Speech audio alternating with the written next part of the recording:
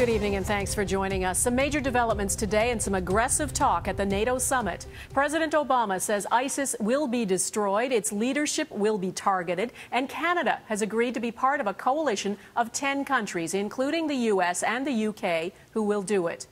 Prime Minister Stephen Harper has agreed to send Canadian troops into Iraq, just a small contingent, not in a combat role, but Harper says this could be just the beginning.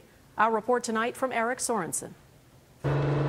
The Canadian military is going into Iraq, 50 to 100 advisors only, but it will put Canadian boots on the ground in a war-torn country that Canada has long avoided militarily. The enemy?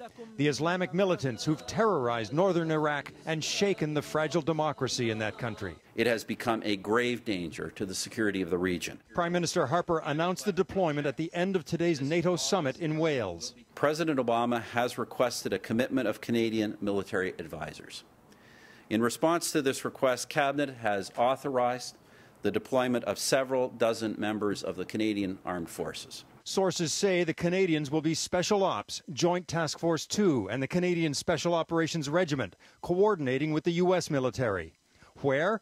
ISIS militants have overrun much of northern Iraq. They've met stiff resistance from the Kurds, and it is with the Kurdish forces the Canadians will be embedded. They will be involved with tactical operations, with the coordinating with the ground-air strikes, with looking at how to run night operations, with specific tactics and procedures that can be used against terrorists.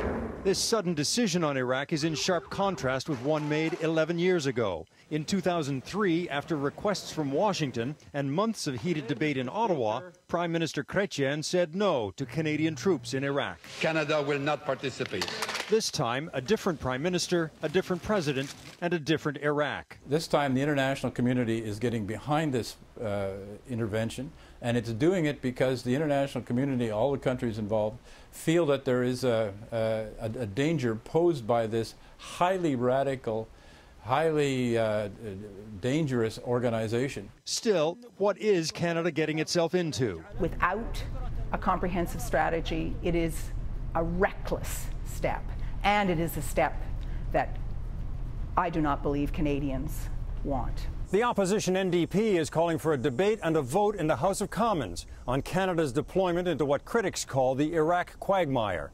The Prime Minister says the mission will be reassessed after 30 days. Eric Sorensen, Global News, Toronto.